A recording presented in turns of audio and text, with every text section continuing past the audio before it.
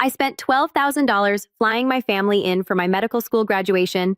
They skipped it like it meant nothing.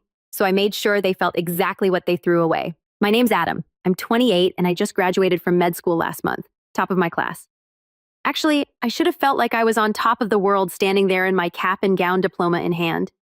But instead, when I looked out at the VIP seating, I'd reserved for my family 12 padded chairs with gold-lettered name cards. I saw nothing but empty seats. Not one of them showed up. Not my mom, not my stepdad, not my little sister, not even my Aunt Kathy, who swore up and down she wouldn't miss it for anything. Funny how anything turned out to be a carnival cruise to the Bahamas. Let me back up. I wasn't born into a family that celebrates academic success. If you brought home straight A's, you were either trying too hard or making everyone else feel dumb. That was the attitude. My mom used to say things like, "Nobody likes a show-off Adam when I came home with a perfect report card." Or, "Okay, Mr. Smarty Pants, does this mean you think you're better than us now?" When I talked about wanting to be a doctor someday, and it wasn't just her, my stepdad Gary, who I swear deprived in being the loudest guy in any room with the least to say, used to joke, "I don't trust any man who can't change his own oil." Medicine in his eyes was book stuff, and book stuff was for people who couldn't handle the real world. But I didn't care. I was stubborn. I studied like my life depended on it. When I got into med school on a scholarship, I didn't expect a parade or anything, but I did think just maybe they'd be proud. Instead, my mom asked me why I didn't just become a nurse like her friend's daughter. "It's shorter and you still wear scrubs." Still, I tried. Over the years, I kept inviting them to milestones, white coat ceremony, clerkship, match day, residency interviews. Every time it was the same: flights are too expensive, or we've got a lot going on that week, or you know how Gary feels about big cities. I stopped pushing after a while. I just sent updates through the family group chat, usually met with radio silence or the occasional thumbs up from my little sister, who was the only one who didn't seem totally jaded. But graduation was supposed to be different. This wasn't just about me. It was a culmination. 8 years of nonstop grind. I worked night shifts, studied through holidays, missed birthdays and funerals. I slept in my car more times than I care to admit because I couldn't afford rent and gas. So when I got my residency offer at a prestigious hospital, when I found out I'd be giving a speech as part of the ceremony, I decided I was going all in. I paid $12,000 of my own savings to fly everyone in. First-class tickets for my mom and Gary, a hotel suite near campus, with a view of the lake, catered dinner reservations, custom programs with their names listed under honored guests. I even had a florist put together centerpieces in my mom's favorite colors. I imagined her tearing up when she saw my name in the program. I imagined her telling me she was proud, maybe for the first time in my adult life. The day before the ceremony, I called to confirm their flights. No answer. I texted nothing. That night, as I was reviewing my speech for the 100th time, my phone lit up. First came the message from my mom. "Adam, we're not coming. Watching you pretend to be a doctor sounds painful. We booked a cruise instead. Enjoy your fake moment." Then one from Aunt Kathy, the woman who once told me I was like a son to her. "We'd rather be somewhere worth celebrating." You know how boring those things are. No apology, no hesitation, just that. I stared at my screen so long the brightness started to burn. I didn't cry. I didn't scream. I didn't throw my phone. I just sat there blinking at their words, feeling something in me quietly break. The next morning, I stood on stage and gave my speech. People clapped. I smiled. But the entire time, my eyes kept drifting back to those front row seats, those beautiful velvet-lined chairs with the names of people who clearly didn't think I was worth the trip, people who had spent my entire life trying to shrink me down to their size. Later that evening, after the post-grad dinner and photo ops, after I'd shaken hands and signed programs and given hugs to friends and professors whose support meant more than they knew, I walked into my suite, closed the door, and finally let myself feel it. Not just the hurt, but the betrayal, the humiliation, the ache of knowing that I had handed my family this incredible moment on a silver platter and they threw it in the ocean. I didn't reply to the texts. I didn't call back when my mom left a casual voicemail 2 days later saying, "Hope it went well. Send pics if you can." Instead, I made 2 decisions. First, I had the university print a second ceremonial copy of my diploma. I bought a sleek black frame for it, wrapped it in gold paper, and mailed it to my mother's address along with a printed 8x10 photo of those 12 empty seats lined up perfectly under a banner that read, "Reserved for the family of Dr. Adamore," and second, I made one more change, something none of them would see coming.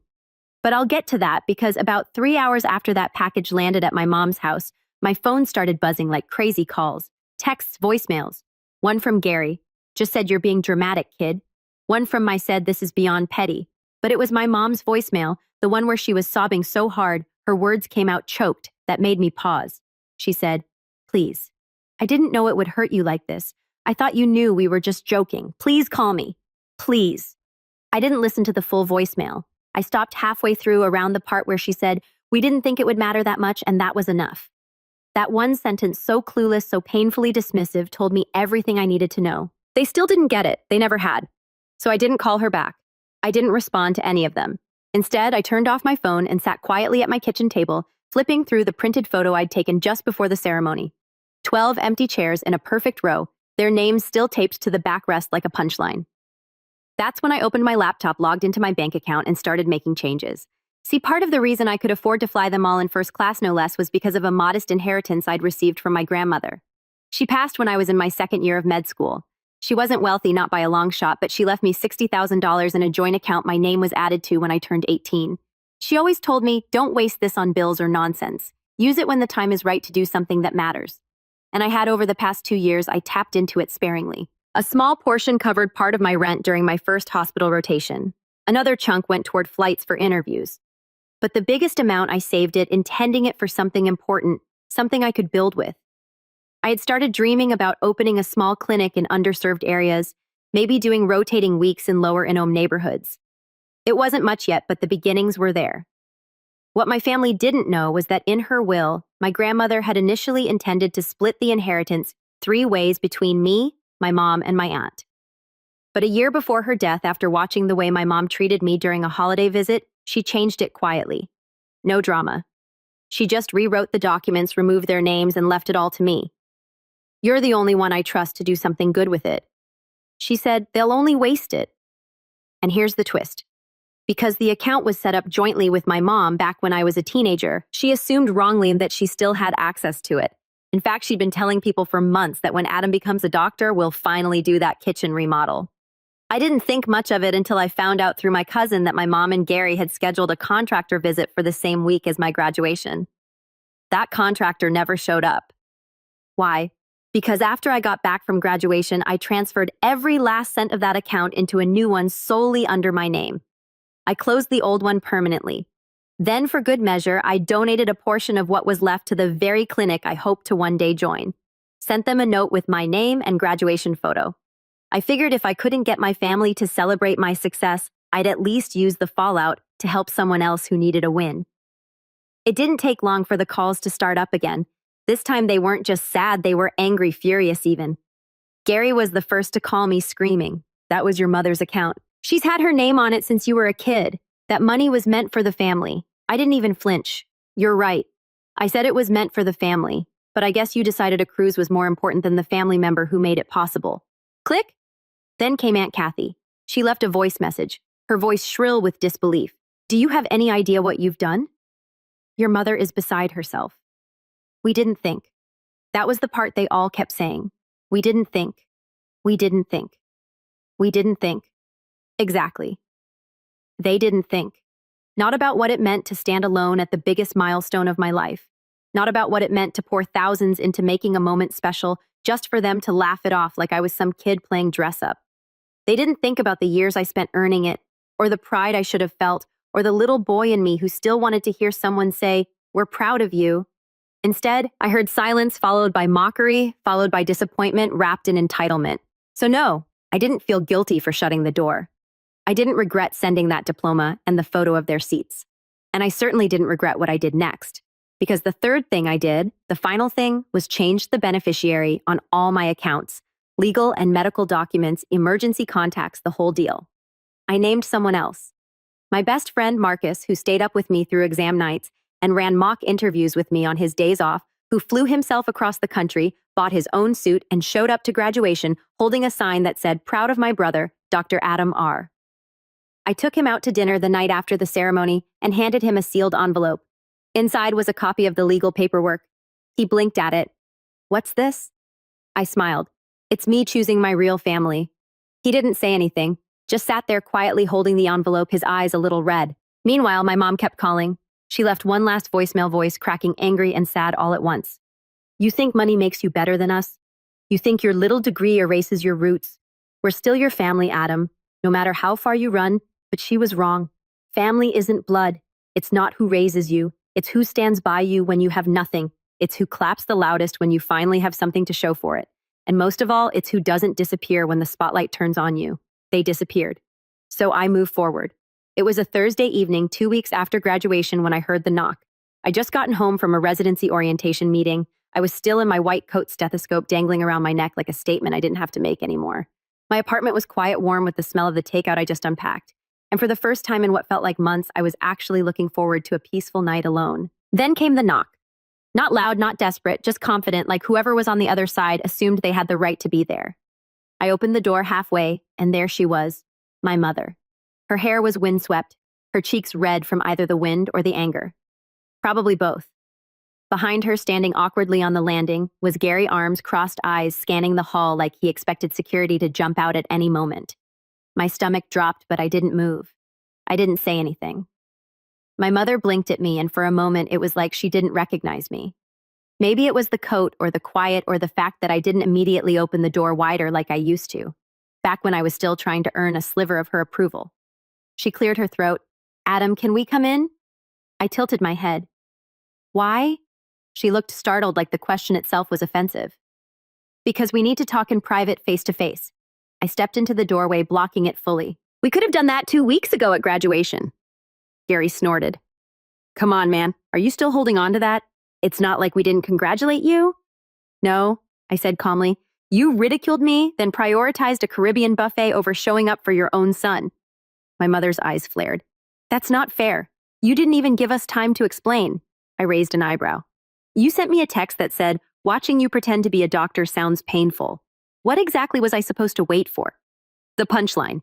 Gary stepped forward, then his voice rising. "You're being petty. That money wasn't yours to touch." "There it is," I muttered, almost smiling. "This isn't about showing up. It's about the inheritance." My mom's lips tightened. "We thought we could use some of it for the remodel. Your grandma would have wanted the family to enjoy it together." "You mean like she enjoyed being iced out by you after she got sick?" I asked, my voice sharp now. "Or how she had to move in with a friend because you didn't want to deal with her medication schedule?" My mom flinched. She hadn't expected that, but I wasn't finished. "She changed the will because she saw what I didn't. That you only show up when there's something to take, not to support, not to encourage, just to grab what's left." Gary's arms uncrossed and he stepped forward again, his voice low and angry. "You think you're so righteous, don't you? Just because you got some fancy degree, you think you're above us." I stared him down. "No, I think I finally see you clearly, and I'm done pretending you're anything more than what you've shown yourselves to be." My mom's voice cracked. "Adam, please. You're still our son." "That's funny," I said, crossing my arms. "Because 2 weeks ago you were telling me I was pretending to be a doctor, but now that there's no check coming, I'm suddenly worth a visit." She opened her mouth, but no words came, just guilt, maybe shame. It flickered in her eyes for a second, but not long enough to matter. I stepped back and closed the door halfway. "You flew across the country for this," I said softly, but couldn't make it across a stage for me. "That tells me everything I need to know." She stepped forward, almost like she might push the door, but stopped herself. Her voice came out small. "Can't we just start over?"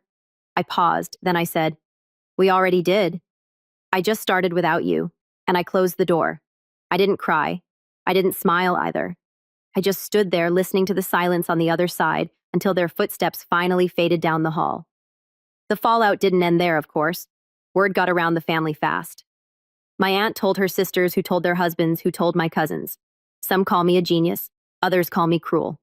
My cousin Drew texted me, "You did what we all wish we had the guts to do," but not everyone was on my side. There were group chats. I got removed from Facebook posts. I wasn't tagged in my mom's side of the family. Those who never liked grandma anyway started acting like I'd robbed a sacred family vault.